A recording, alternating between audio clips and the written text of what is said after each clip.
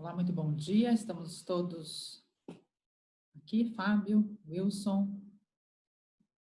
Ótimo. Então, 10 horas em ponto, dando início a mais um webinar realizado pela Câmara Britânica de Comércio e Indústria no Brasil. Sejam todos muito bem-vindos, muito bem-vindas. Um bom dia. Obrigado pelas todas aqui participando deste encontro.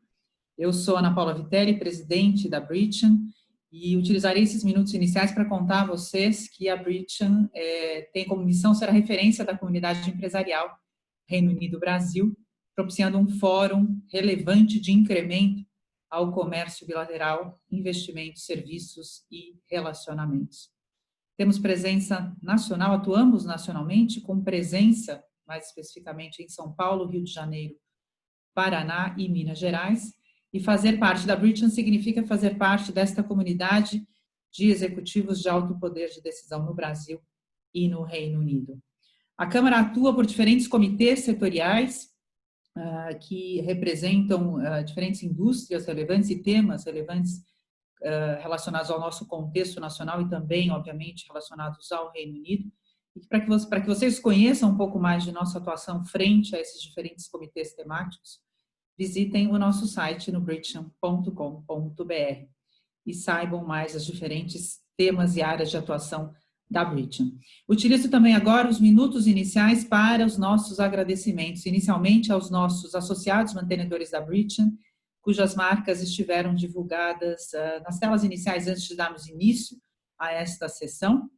E então, agradeço a nossa equipe que está à frente da realização deste webinar. Primeiramente ao Fábio Caldas. Fábio, muito obrigada.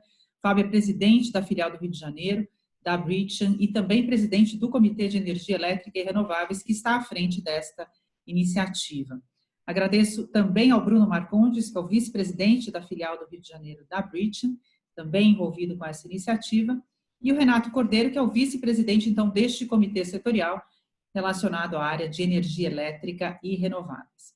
E, finalmente, agradeço ao nosso ilustre convidado de hoje, o senhor Wilson Ferreira Júnior, presidente da Eletrobras, que estará conosco por uma discussão absolutamente relevante, né, e atual acerca do setor elétrico. Wilson, agradeço imensamente a tua disponibilidade por estar conosco, é um prazer recebê-lo na Britain e poder tê-lo no nosso palco virtual para essa discussão. Muito obrigada em nome de nossa instituição. E, finalmente, Fabrício Soares, nosso gerente-geral, que está pilotando esta ação nos bastidores e fazendo com que este webinar aconteça, sendo transmitido pelo Zoom e também pelo nosso canal no YouTube. Desejo a todos um excelente webinar, uma excelente discussão, e passo, então, a palavra ao Fábio Caldas, presidente da filial do Rio de Janeiro. Fábio, a palavra está com você. Muito obrigada. Obrigado, Ana. Obrigado aos associados mantenedores, Fabrício, Renata Petrocelli, a diretora de comunicação da Eletrobras, e especialmente ao Wilson. Prazer especial, Wilson, estar aqui com você. Muito obrigado pela disponibilidade de tempo. Eu sei que você está aí no meio de coisas muito importantes, né, de pressão de tempo. A gente tem visto aí na imprensa. É realmente tocante você ter disponibilidade de tempo, né, disponibilizar o seu tempo para estar aqui com a gente. Olha só, pessoal, eu vou agradecer a vocês. Vocês estão assistindo via Zoom e via YouTube, tá? Ou seja, esse número aí que a gente vê aí, quantos participantes fica atrás, na verdade é muito maior. Muita gente prefere do YouTube, tá? Eu vou explicar aqui a dinâmica desse webinar, que é uma parceria do Power and Renewables Committee, o PRC, que a gente chama, o Comitê de Energia Elétrica e Renováveis, e a gente trabalha muito junto com o Comitê de Óleo e Gás, do Carlos Peixoto e do Vlamir. Isso daí formam os comitês da área de energia. A gente faz essas quartas-feiras às 10 na Britain, que quinzenalmente são palestrantes de altíssimo nível. Não vou comentar aqui sobre o Wilson, né, aqui, mas acompanhem bem aí sobre essas quartas-feiras na Britain, às 10. Bom, o webinar ele tem como tema central o papel do setor elétrico na retomada da economia, e como convidado, aqui está no script, o senhor Wilson Ferreira Júnior, presidente da Eletrobras. Wilson, vou chamar de Wilson, por favor, fica chateado comigo, Renata também, e tudo. Então, após a exposição do Wilson, nós vamos ter uma breve sessão de perguntas e respostas. São exclusivas essas perguntas e respostas aos associados da Câmara Britânica. E tem a ferramenta de Q&A que vocês podem ver embaixo, passar o mouse embaixo, aparece ali embaixo. Q&A não é o chat, é Q&A, tá, gente? Porque às vezes alguns confundem. Tá? Da plataforma Zoom. No YouTube não dá para fazer, né? O chat do YouTube não vai estar sendo moderado. Agora, eu queria fazer um apelo aqui. Por favor, aproveite essa oportunidade para fazer essas perguntas, que tem coisas muito importantes. O conhecimento é enciclopédico aí do Wilson sobre o setor elétrico, conhece absolutamente tudo, todos os segmentos. Deixar passar essa oportunidade é uma pena. Tá? Eu vou, quando perguntar, menciona nome e empresa associada, e eu vou estar fazendo essa curadoria para as perguntas e vou estar passando os slides aqui. Como temos restrição de tempo, né, começa britanicamente às 10, termina britanicamente às 11, talvez não dê para abordar, responder todas as perguntas. O Wilson ele é presidente da Eletrobras desde junho de 2016, formado em engenharia elétrica pela Mackenzie, em 1981, administração pela Mackenzie também, em 83, mestrado em energia pela USP e várias especializações, entre as quais engenharia de segurança do trabalho pela Mackenzie, marketing pela Fundação Getúlio Vargas, administração de distribuição de energia elétrica pela Swedish Power Company. E na CESP, na Companhia Energética de São Paulo, ele exerceu vários cargos, inclusive de diretor de distribuição, 95 a 98. Presidente da RGE no Sul, 98 a 2000. Presidente do Conselho de Administração da Bandeirante Energia SA de 2000 a 2001, presidente da CPFL Paulista entre 2000 e 2002, e em 2002 tornou-se presidente da CPFL Energia, cargo que ocupou até 2016, nos encontramos, né, Wilson, em Campinas. Presidiu também a ABRAD, que é a Associação Brasileira de Distribuidores de Energia Elétrica, em 2009 e 2010, e a ABDIB, que é a Associação Brasileira de Infraestrutura e Indústrias de Base, 2014 a 2016. Então, agora eu dou a palavra. Aí o Wilson me indica aqui a passagem dos slides. Se você quiser, eu já posso pôr na tela aqui, fazer o compartilhamento de tela. Quando você me mandar, estou aqui pronto. Obrigado. Fechado. Bom, primeiro eu queria agradecer, Fábio, as belas palavras, agradecer em especial o convite formulado pela Câmara Britânica de Comércio e Indústria brasileiro, em nome da Ana Paula Vitelli. Agradecer a você que é um amigo antigo, trabalhamos juntos, cerramos fileiras lá na própria ABDIB, na CPFL. Então é um prazer muito grande para nós da Eletrobras podermos compartilhar aqui um pouco da nossa visão sobre o papel realmente do setor elétrico brasileiro nesse processo de retomada. Eu fiz uma apresentação com uns 20 slides, eu vou tentar passar rápido por eles, porque acho que o mais importante é a gente interagir com vocês e ter perguntas, né? Mas se você puder colocar agora, Fábio, eu vou realmente tentar passar bem rápido, por favor, vou sinalizando aqui a mudança dos slides. Eu procurei colocar, acho que colocando de uma forma muito objetiva a vocês.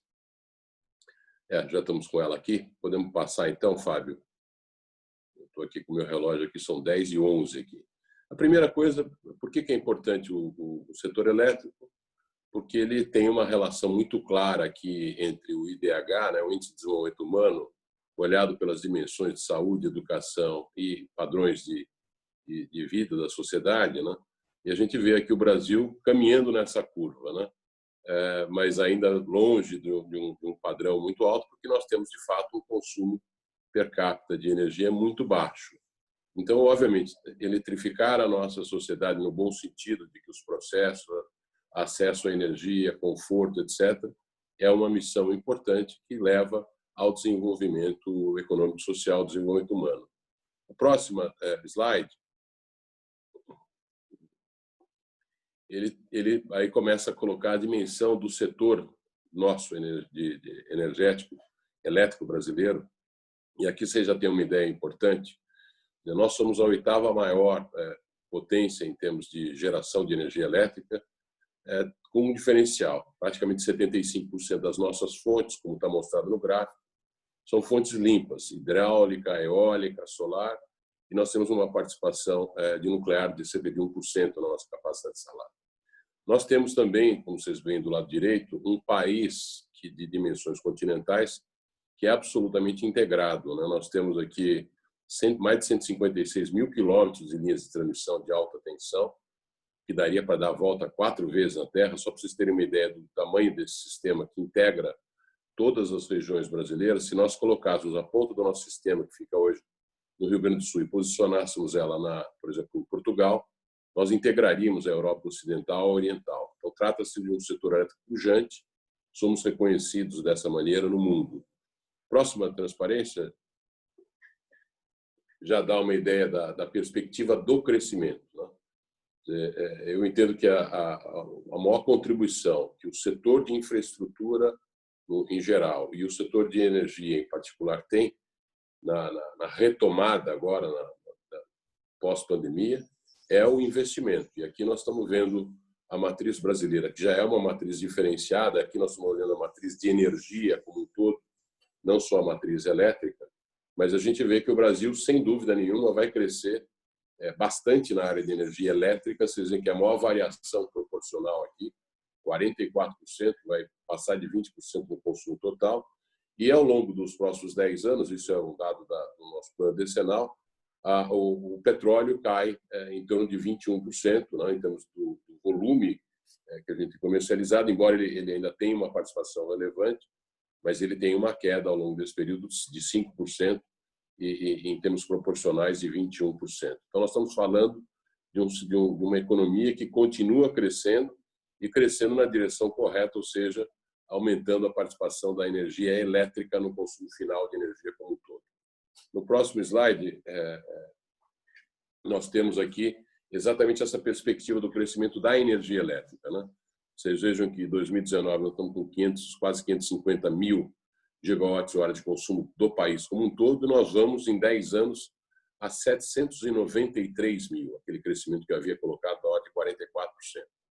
Isso ainda crescendo 1,6% ao ano no número de consumidores. É importante frisar que 99,5% dos consumidores brasileiros, dos cidadãos brasileiros, já têm energia elétrica, é o serviço público mais universalizado que nós temos, mas eles continuam crescendo per capita à razão de 2,2% ao ano, né? O consumo de energia elétrica vai ser 11% maior do que o PIB, o crescimento do PIB nesse mesmo período. Pode passar a próxima, Fábio. E aqui vocês veem exatamente essa visão do investimento, que eu acho que é importante compartilhar. Vocês veem a curva verde, que é o que a gente tem de projeção de demanda, né, no cenário de referência que nós temos aqui no decenal, partindo de 71 mil megawatts médios para cerca de 97, quase 98 mil. São quase 20 mil megawatts médios. Para vocês terem, megawatt médio é uma unidade de potência em termos de utilização dessa energia ao longo do tempo. Isso equivaleria a mais ou menos 40 mil megawatts instalados, por exemplo, ou em usinas hidrelétricas ou em usinas eólicas com fator de capacidade de 50%. Então, é bastante coisa, né? Para aqueles que conhecem Itaipu, por exemplo, uma das maiores, é a maior produtora de energia do mundo e é a segunda maior capacidade instalada no mundo, são 14 mil megawatts. Nós estaríamos falando aqui, grosso modo, de uma adição em 10 anos de 3 usinas de Itaipu. Então, é um valor muito expressivo. Isso corresponde a cerca de 407 bilhões de reais em investimentos, então, algo na casa de 40 bilhões de reais ao ano, somente para garantir o crescimento da potência instalada. E vocês veem em azul que nós já temos uma oferta ou existente ou já contratada, leilões que foram feitos. Nós fazemos leilões todo ano, né, para olhar uma potência que vai ter que ser entregue em até 5 anos, normalmente em 1, 2, 3, 4 e 5 anos à frente. Então, nós já temos garantido, como vocês podem observar aqui, à luz da demanda, a potência que vai atender a gente até 2024. A partir daí, são os leilões que vão ser feitos nesse ano, para que a gente atenda, então, esse crescimento verde e adicione valores aos azuis que estão aí colocados. Então, esse é o desafio que nós temos no nosso setor de energia nesse momento. Próxima, Fábio, por favor. E aqui eu queria colocar só para vocês que nós estamos exatamente num momento de, como a gente poderia dizer, de transformação, que a gente tem chamado de transição energética, né? O modelo que nós temos instalado no mundo inteiro, na maior parte no Brasil em particular, é esse modelo que a gente chama de unidirecional, né? Das fontes de energia, né? Que a gente está olhando aqui das fontes de geração, por exemplo, usinas hidrelétricas, usinas termoelétricas, etc. Este volume de energia produzido, ele vem, então, atendendo aqui a carga do lado direito os consumidores, usando as redes de transmissão e as redes de distribuição. É o que a gente chama de unidirecional, porque a energia vai da fonte até o consumidor. Isso é que está mudando, e a próxima slide é uma demonstração importante disso, porque nós temos agora novas fontes de energia, o que a gente chama de geração distribuída, e as mais exemplares que vocês conhecem são exatamente essas placas solares e as usinas eólicas, principalmente. Isso tem produzido uma transformação importante no mercado, e se vocês olharem do lado direito, porque as casas podem ser hoje atendidas pela sua própria produção de energia solar. Já existem, inclusive, módulos menores de energia, por exemplo, eólica, para você atender em condomínios, coisas desse tipo. E você tem também o próprio consumidor hoje modificando o seu lado, principalmente de mobilidade, com os carros elétricos. Então, obviamente, você passa a ser, na sua casa, o que a gente chama de um prosumidor. Você, além de consumir energia, você pode produzir, e hoje já existe isso no Brasil, é comum, você produza mais do que você consome e você possa injetar a energia adicional, excedente que você produziu, nas linhas de distribuição e até na transmissão, para atender a outras cargas em outros locais. Então, essa é a grande mudança que a gente está vivendo hoje nos setores energéticos no mundo inteiro e também no Brasil. Na próxima slide, a gente tem uma ideia da importância dessas fontes. Nós ainda temos pouco aqui, o gráfico da esquerda mostra que nós estamos crescendo na área de solar e de eólica no mundo a razão de 26% ao ano. É o que mais cresce em termos de fontes de energia para atender os consumos das cargas. E no Brasil, se você olhar do lado do gráfico do lado direito, 43% daquela capacidade que eu falei que vai ser instalada nos próximos 10 anos é exatamente o crescimento dessas fontes de eólica e de solar. Então, nós estamos absolutamente alinhados com o mundo. E na próxima transparência, a gente vai ver por quê, né? Vocês podem observar que a razão principal é de que essas fontes de geração solar e eólica, elas apresentaram, e o Brasil em particular, né, porque nós temos aqui produtores no país, apresentaram uma queda importante de preços para produzir a mesma unidade de energia. Observem, aqui são todos os leilões que foram feitos nos últimos anos, desde 2014, né, os leilões específicos, e o preço dessa energia. Observem que a solar chegou a ter uma queda de 56% nos últimos 3 anos, né, de 2015 a 2018, de R$ 334 por megawatt-hora, caiu para 118. E vocês podem observar embaixo o volume de energia que está sendo contratado todos os anos, então vem aumentando, inclusive. E a mesma coisa com a eólica, né? Nós chegamos a ter preços na casa de R$ 220 o megawatt-hora, e no último leilão nós tivemos R$ 68. Então, isso, obviamente, tem contribuído para que a gente possa ser um país cada vez mais, para além de ter a energia necessária, ter uma energia renovável e limpa. Então, esse é o conceito que está aqui colocado nesse slide. Eu passo na próxima slide a falar um pouco da Eletrobras, do papel da Eletrobras nesse movimento futuro, é o que a gente tem liderado ao longo desse período aqui. A Eletrobras, primeiro, é importante destacar, é a maior empresa de energia elétrica da América Latina, né? Nós somos, em termos de geração e transmissão, vocês veem aqui o mapa do Brasil, nós temos praticamente 30% da geração brasileira, 1/3, e quase metade do sistema de transmissão, 71 mil quilômetros de linhas de transmissão. É uma companhia gigantesca, né? 177 bilhões de reais em ativos, e com um grande diferencial em relação às grandes empresas do mundo aqui. nós temos 92% do nosso portfólio de energia renovável e 96% limpa, porque 4% da nossa capacidade são exatamente as usinas nucleares de Angra 1 e 2. E nós recentemente fizemos uma evolução dos nossos programas de identidade estratégica, né? E a visão da companhia é ser uma empresa inovadora de energia limpa, reconhecida pela excelência das suas operações e pela sustentabilidade. Hoje, nós somos uma das 5 maiores geradoras hidrelétricas do mundo em capacidade instalada.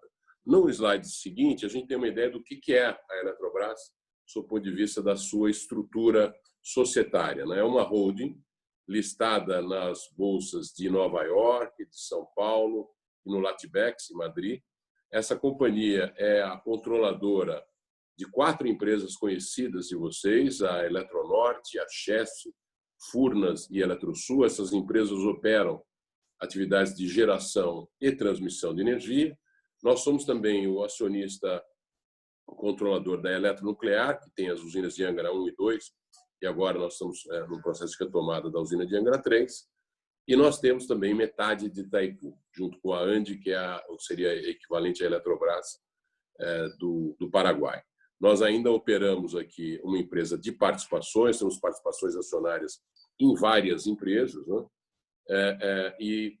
No caso também temos um centro de pesquisa reconhecido aí no Rio de Janeiro, o CEPEL, que é responsável por todos os nossos trabalhos de pesquisa, desenvolvimento e inovação. Observem que do lado direito a composição acionária, como eu havia falado. Hoje, praticamente 38,5% da companhia são investidores, pessoas físicas e jurídicas, institucionais no mundo inteiro. Nós temos hoje, para vocês terem uma ideia do interesse aqui, vale a pena ressaltar, há cerca de 4 anos, quando eu cheguei na companhia, nós tínhamos menos de 20 mil investidores. Hoje nós já temos 75 mil investidores. É só uma demonstração do interesse que investidores nacionais e internacionais têm tido nessa companhia. 42% dela, 42,5%, é a participação acionária do governo. Ele detém 51% das ações ordinárias. A companhia tem ações, 80% do seu capital de ordinário, ações ordinárias, e 20% do capital, ações preferenciais. E nós temos também, para além dos 42,5% diretamente da União, do Tesouro Nacional, nós temos participações do BNDESPar, do BNDES e de alguns fundos de governo. O conjunto dessas operações soma hoje algo na casa de 62%. Nós tivemos recentemente um aumento do free float de 1,5%, numa operação que fizemos no final do ano passado. E é importante aqui ressaltar, a companhia vem num processo longo de reestruturação ao longo desses 4 anos, onde ela se desfez de todos os seus ativos de distribuição. Ela tinha 7 distribuidoras no Brasil, e ela também tinha 178 SPS, que são sociedades de propósito específico, normalmente participações que temos em usinas hidrelétricas, em linhas de transmissão, usinas eólicas, enfim, vários investimentos através dessas 4 companhias que eu mencionei abaixo. E nós estamos em franco processo de reestruturação.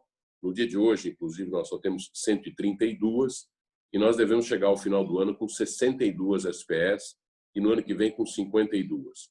Isso conclui o processo de reestruturação da Eletrobras, uma empresa que vocês vão ver aqui teve resultados importantes ao longo desses últimos 4 anos aqui no processo de recuperação. A gente tem isso nos próximos slides, Fábio, se você puder passar.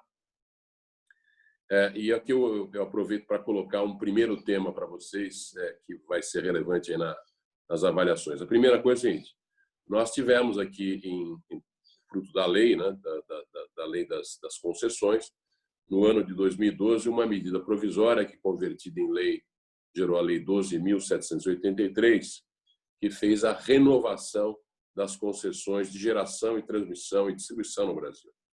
Naquele momento, a companhia fez uma opção de renovar as suas concessões de geração no formato de cotas, né?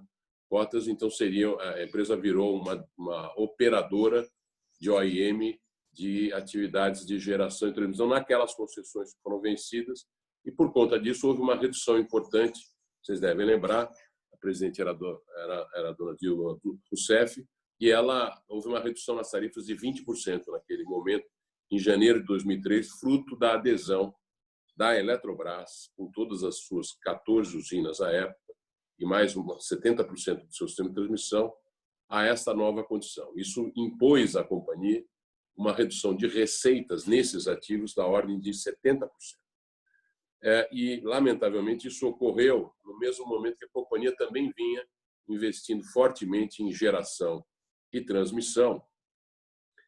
Esses empreendimentos que vocês conhecem, Santo Antônio, Giral, em Belo Monte, várias linhas de transmissão.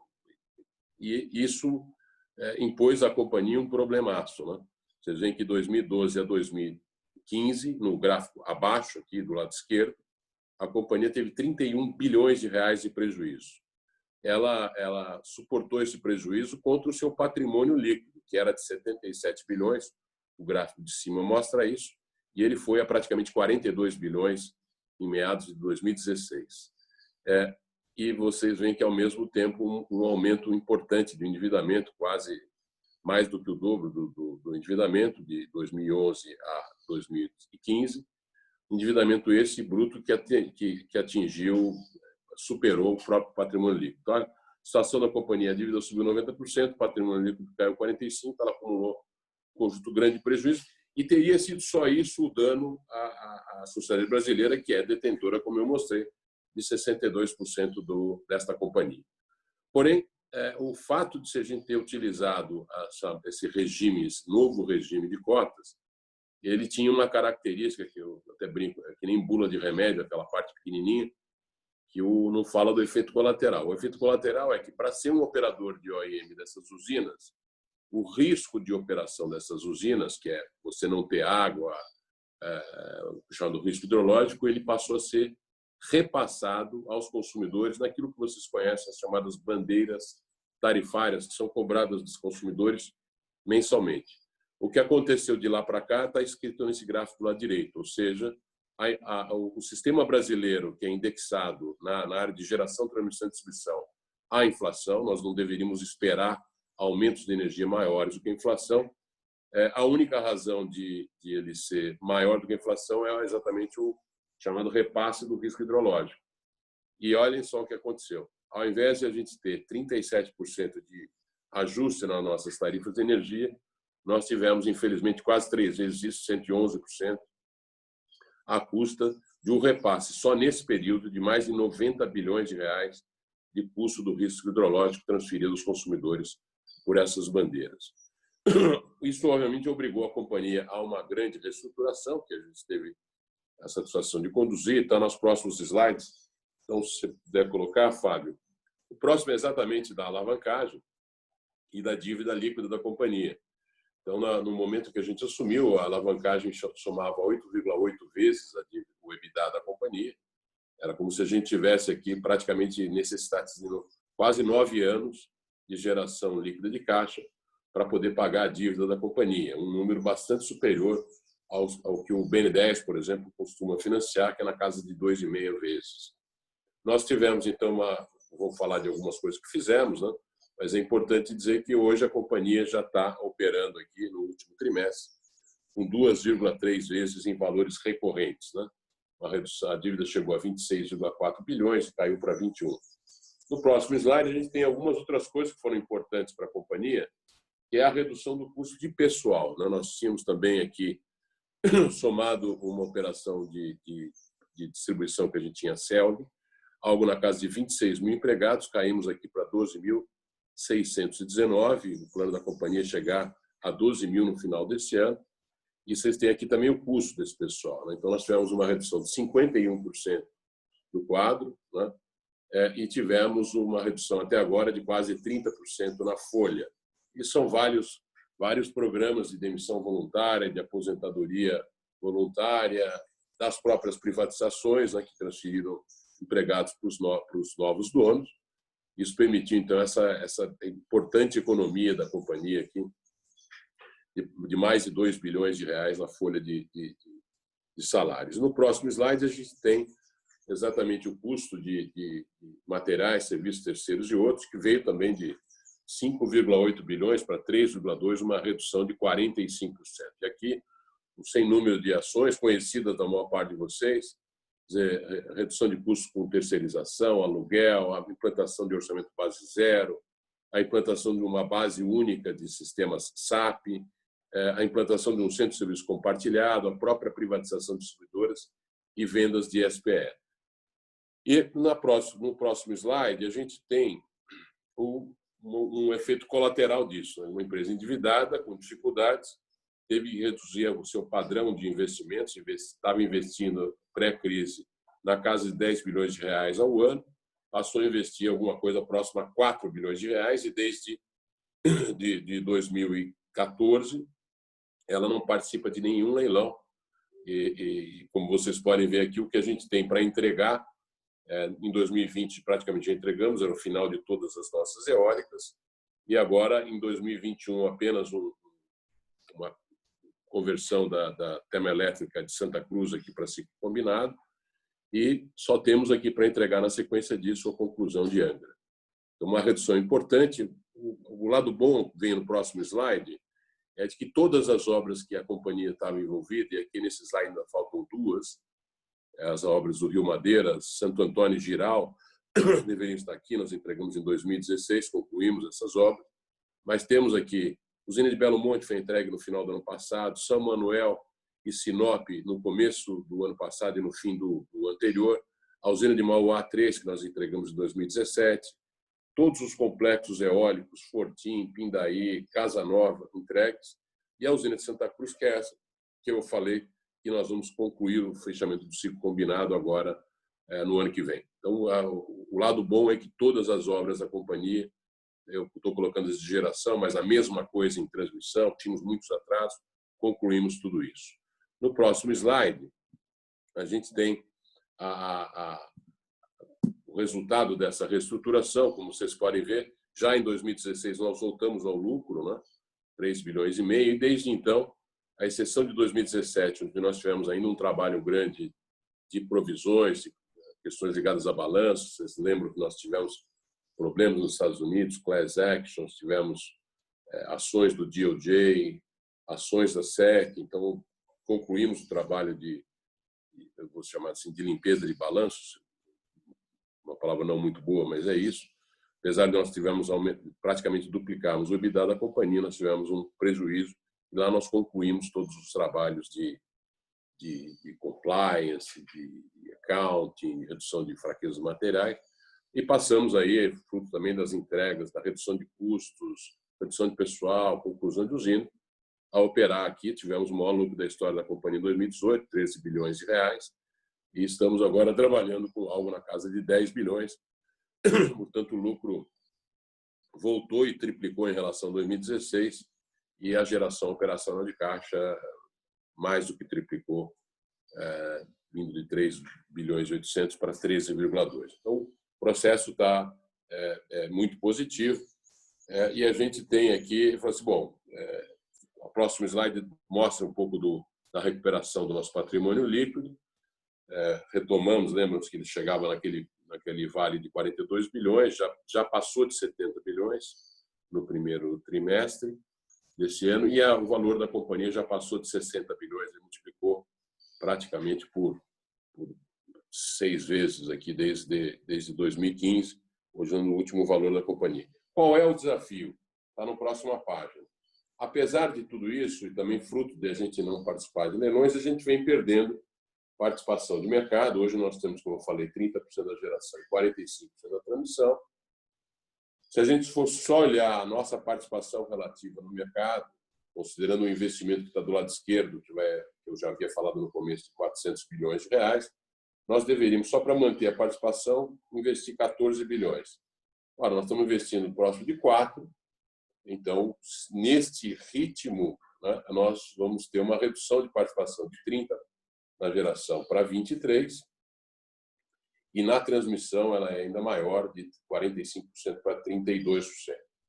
E uma forma de a gente recuperar isso, eu estou concluindo a minha apresentação, no próximo slide, eu vou assim, bom, é resolver um problema que é o maior problema nosso, que é a chamada operação com cotas. Essa solução não foi boa nem para a Eletrobras, como eu falei, vis-à-vis os prejuízos que teve, mas também não foi boa para os brasileiros. Então, existe uma proposta de descotização. É o que a gente seria a outorga de um novo contrato de concessão, né? Portanto, ele tem um valor a ser oferido pela União, o Tesouro Nacional. Eu estou fazendo uma simulação aqui de que nós tenhamos aí uma emissão da ordem de 14 bilhões de reais. E você pode fazer isso aqui, a companhia não dispõe de recursos para comprar esses contratos. Eu só acho que é importante ressaltar, ao outorgar novos contratos de concessão, onde o risco hidrológico não será mais assumido pelos consumidores, e sim pela companhia, este é o grande benefício para os consumidores, para além de, aí como cidadãos brasileiros, poder oferir no orçamento da União uma mais-valia desses novos contratos. Estima-se que esse montante chegue a 30 bilhões de reais e uma parte dele seja na forma de outorga, né? No exemplo que eu estou colocando, 14 bilhões, e o restante de depósitos que a Eletrobras estaria obrigada a fazer numa conta chamada de desenvolvimento energético, para mitigar eventuais aumentos de tarifa, e, do outro lado, de alguns programas de desenvolvimento, como o caso, por exemplo, da revitalização do Rio São Francisco. Ora, isso parece um benefício muito bom, só que a companhia não tem capacidade financeira de investir 14 bilhões de reais nesse momento. Você teria 2 meses de fazer isso.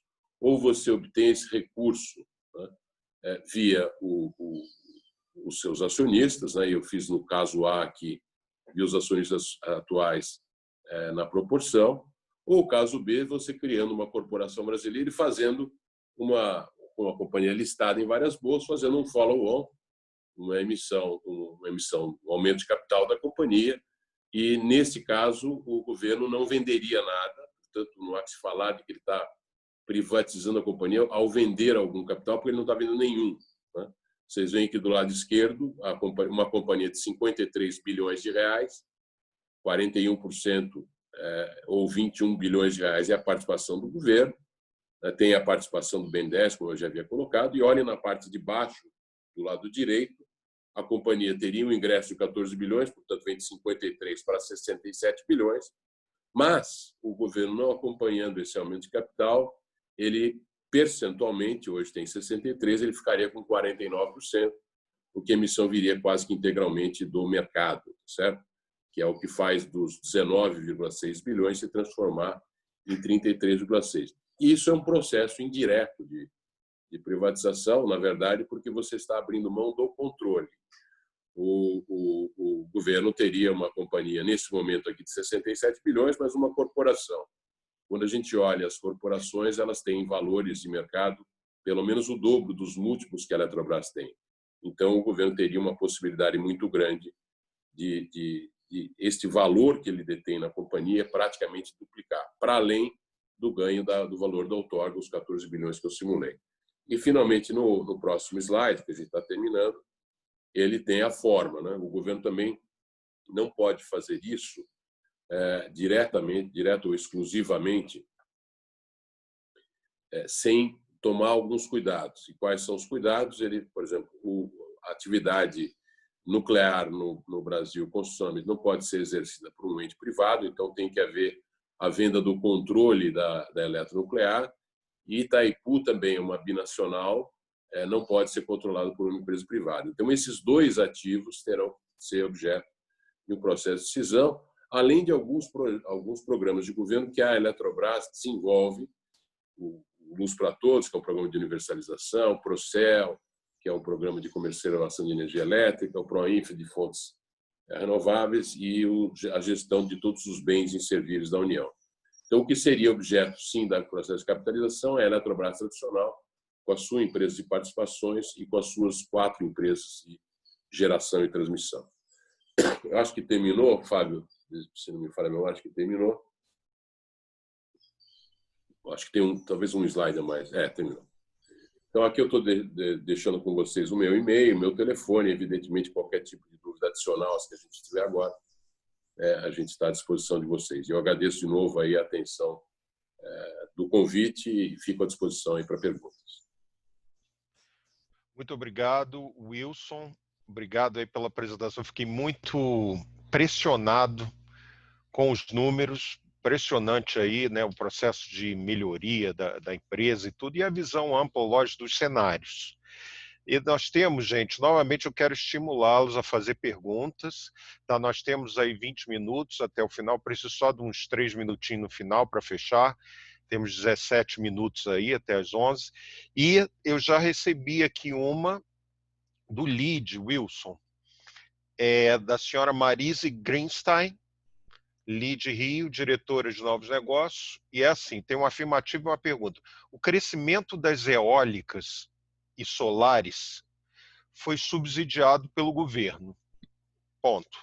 O presidente Wilson acredita que esse crescimento se mantém mesmo com redução dos subsídios? Eu não tenho dúvida que se mantém.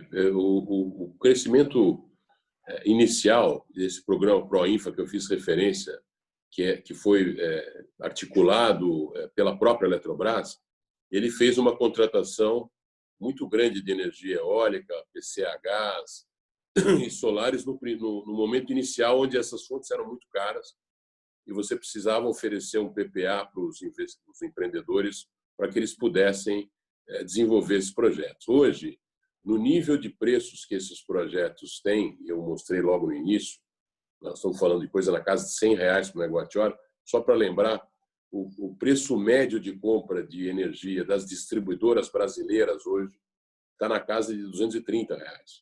Então, eu não tenho dúvida que nós temos duas vantagens aqui. A primeira é que temos um potencial para geração eólica e solar assim imenso no Brasil, né? Só para vocês terem uma ideia, o Brasil, falei, tem 170 mil megawatts de energia instalada em todas as fontes, algo na casa de 100 mil megawatts, 110 mil megawatts em energia hidráulica. O potencial que nós temos somente no continente, o que a gente chama de onshore para usinas eólicas, é superior a 300 mil. É incalculável o potencial para a energia solar. Só lembrando que os lugares onde a gente tem pior insolação no Brasil são maiores do que, por exemplo, os melhores lugares de insolação na Alemanha, por exemplo, que é um país que tem um desenvolvimento importante na área de energia solar. Então, eu acredito, sinceramente, Marise, que sim, essas fontes vão continuar crescendo. Acho que elas não precisam mais de nenhum incentivo para se desenvolverem.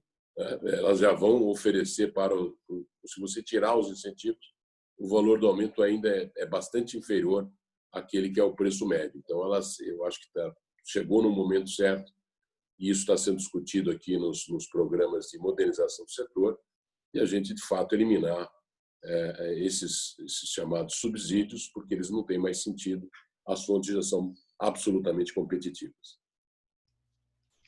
Muito obrigado, Wilson. Temos aqui duas perguntas da CPFL, do Lebane, lá da CPFL. Então, nós temos aqui, a primeira é qual a visão da Eletrobras sobre a liberalização de mercado da PL 1917? O setor está pronto? Eu não esqueci qual colega nosso que fez o É o Rafael Lebane, o Lebane da CPFL. E quer que eu repita, Wilson, a pergunta? Não, eu já sei. Eu sei. Olha, a nossa visão referente à liberação dos mercados é muito alinhada com o que a gente tinha lá atrás na própria CPFL. Quer dizer, os mercados, principalmente os mercados de alta tensão, e dado esse processo de transição energética que nós estamos falando, com certeza, eu diria assim, nós temos absoluta condição de atendimento desses mercados, via o Mercado Livre. Então, eu acredito que o que está previsto no 1917, ele deve amplificar. O Mercado Livre hoje brasileiro deve atender algo na casa de 30% dos volumes de energia totais no Brasil, né? Essas liberações que estão aqui previstas devem aproximar o mercado a cerca de 45%. E, obviamente, nós temos que também contar aqui com a evolução das tecnologias. Você sabe que já existem mercados, notadamente na Europa, que são completamente liberados. Isso é um pouco dessa chamada portabilidade que está aqui colocada e que eu acredito que é um debate que até nós iniciamos na própria CPFL como parte daquele projeto de 2030 e que eu acho que é um debate que vai ser agora retomado. Mas eu entendo que há total segurança e condições de atendimento do que está lá previsto em termos de liberação dos mercados livres nesta década aqui. E isso vai ser muito bom para o Brasil, para os brasileiros e especialmente para os consumidores. Obrigado, Wilson. Tem mais uma aqui, estão chegando bastante perguntas. Nesse cenário de penetração cada vez maior da GD, que é a geração distribuída, qual será o papel das utilities do futuro? Quais os maiores desafios operacionais e mesmo culturais que o setor enfrentará? Fábio, essa pergunta é muito boa, porque, na verdade, quando você pega as utilities, são mais percebidas como as próprias distribuidoras, né? Que hoje são provedores de infraestrutura, ou seja, o sistema de distribuição. Existe um custo desses sistemas que são disponibilizados, mas ela faz hoje também um papel de comercialização para a qual ela não é remunerada. Ela tem até, na verdade, um risco, embora limitado, mas tem um risco. Então, o que eu acredito que vai ser o papel das utilities na evolução com a liberação do mercado é de que ela possa participar da atividade de comercialização de forma remunerada, tal qual qualquer outro agente de mercado que venha fazer ou se dispor a trabalhar nesse papel. O que são hoje as comercializadoras de energia no Brasil, que atendem esse mercado que já é livre e o que vai ampliar, é óbvio, essas empresas terão um papel importante nessa atividade e as distribuidoras ou os grupos que têm as distribuidoras poderão desenvolver essa atividade de comercialização através das empresas, eu diria assim, especializadas. Eu acredito que esse é um papel dela. O segundo, eu acho que importante, é no sentido da... Não há como se livrar da distribuidora. A distribuidora tem um papel importante, porque mesmo que você seja um consumidor de energia independente, vamos chamar assim, você nunca vai ficar... Você não tem uma confiabilidade de 100%.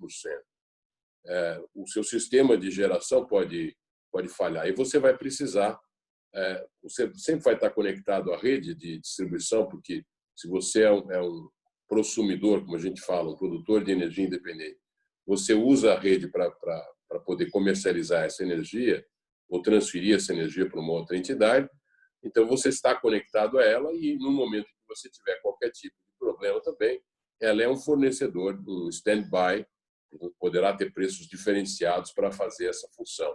E tem um terceiro tema que é todos os serviços. As distribuidoras hoje são proibidas de prestar serviço aos consumidores, mas em verdade são elas que mais conhecem o perfil dos consumidores.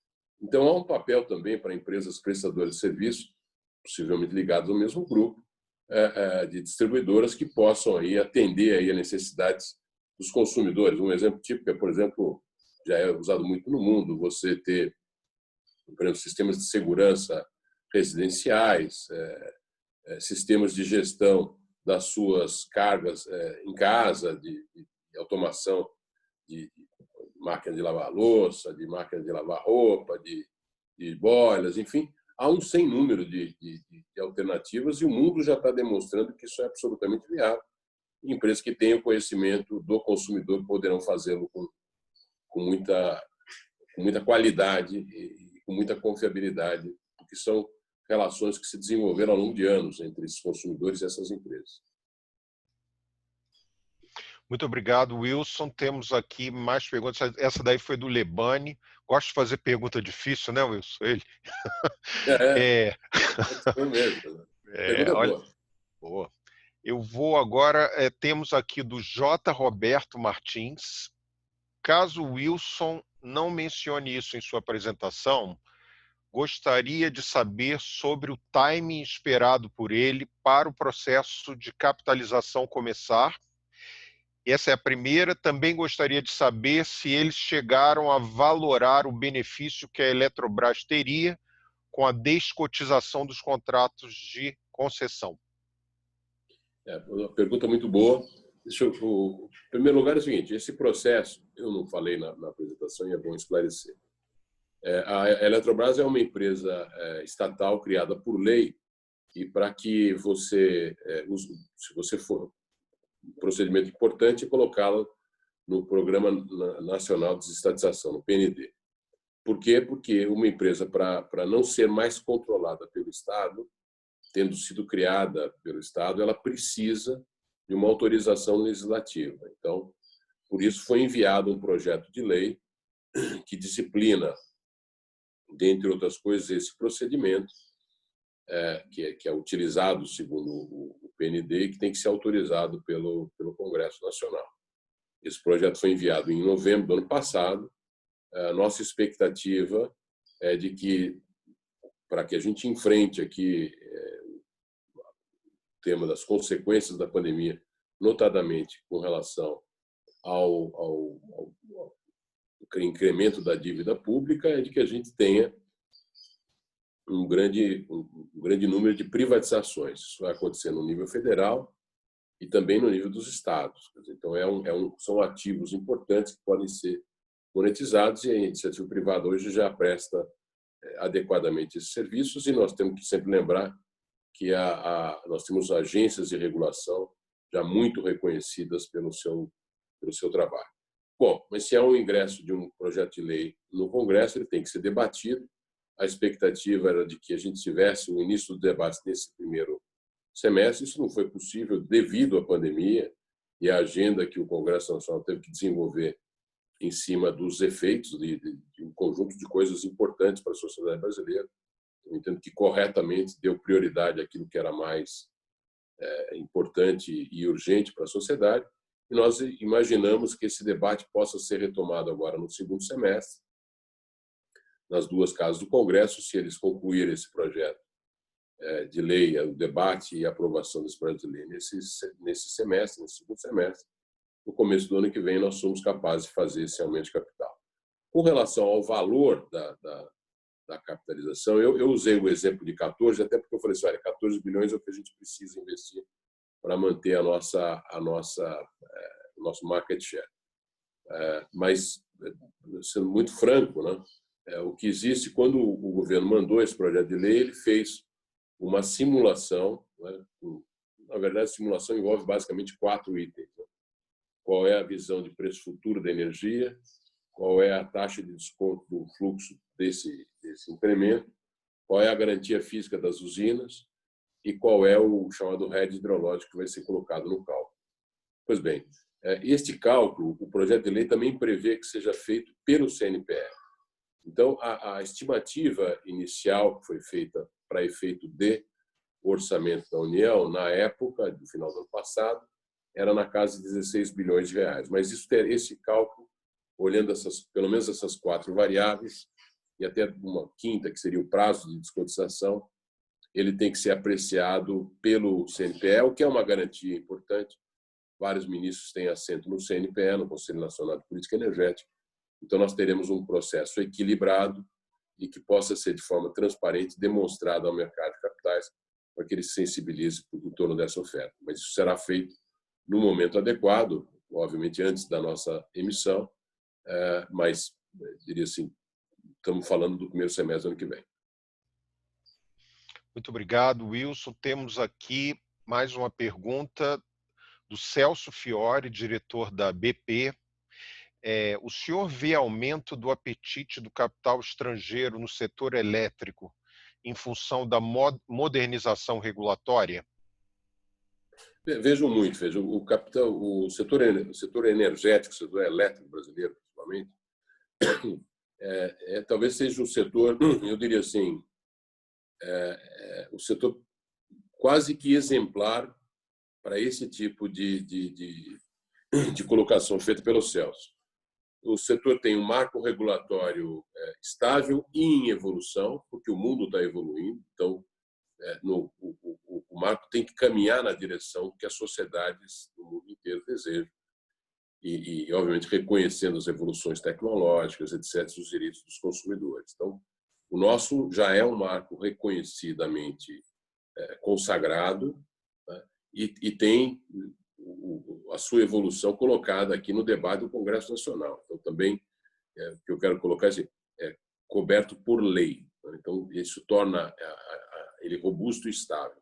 Nós temos os órgãos que operam a política energética, ou seja, o Ministério de Minas e Energia, e os órgãos que fiscalizam, regulam e operam o setor, o ANS, a ANEEL, a Câmara de Comercialização, e o que planeja a evolução, que é a nossa EPE, são órgãos reconhecidamente de excelência em técnica, profissional, são processos transparentes de contratação de funcionários e estáveis. Né?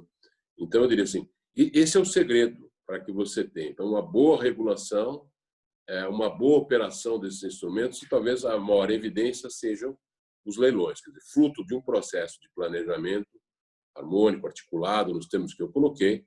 Todos os anos nós temos leilões de geração nova para atender a carga futura, de transmissão para aumentar a confiabilidade dos sistemas e a capacidade desses sistemas. Isso é feito na forma de leilões públicos. E esses leilões têm sido assim, o melhor exemplo de atração. Nós chegamos a ter, no ano passado, um lote de transmissão que teve 17 bidantes. Hoje nós temos no Brasil, né, quando a gente eu falo das corporações, mas maior agente hoje de geração, a ENGIE, né, é uma empresa franco-belga, é uma corporação. A maior distribuidora brasileira, a Enel de São Paulo, que tem outros ativos no Brasil, no estado de Goiás, no estado do Ceará. Essa empresa é uma corporação italiana. Os governos dos países têm uma participação minoritária nela. É exatamente o que nós estamos propondo fazer com a Eletrobras. Embora a relevância da União nesse primeiro momento continue sendo muito grande, vai ser ligeiramente abaixo de 50%. A Enel, a própria ENGIE, tem participações da ordem de 23% dos governos originários desse país. Então, eu diria assim, relativamente, a receita é simples para atrair. Né? Ter um marco legal estável, ter um processo de fiscalização, de operação das instituições transparente. Isso a gente tem que fazer para a infraestrutura inteira brasileira. Eu acho que a gente está evoluindo. E eu diria assim, só para dar um exemplo importante para vocês aqui, um pouquinho além da pergunta, é falar que o Brasil, que é um país em desenvolvimento, investiu ao longo dos últimos 15 anos algo na casa de 2% do PIB em infraestrutura, não só o setor elétrico, todos os setores. Enquanto países da América Latina que estão crescendo mais, Peru, Colômbia, Chile, etc., investem na casa de entre 4% e 6%. Então, quando o lado ruim é que temos uma infraestrutura de menor qualidade, menor disponibilidade. Mas o que não fizemos ao longo dos últimos 15 anos, podemos fazer agora, porque temos um país de tamanho continental, os projetos são compatíveis com esse tamanho, e são esses projetos que mobilizam o capital nacional e internacional. Bons projetos, boa regulação, segurança jurídica e políticas que sejam consistentes.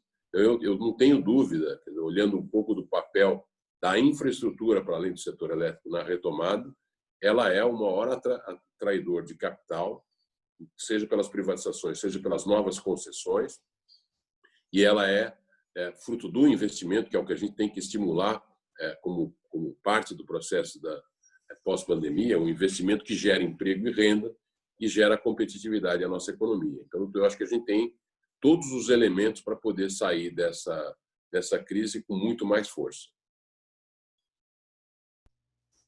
Wilson, queria agradecer aqui, nós estamos aqui na hora.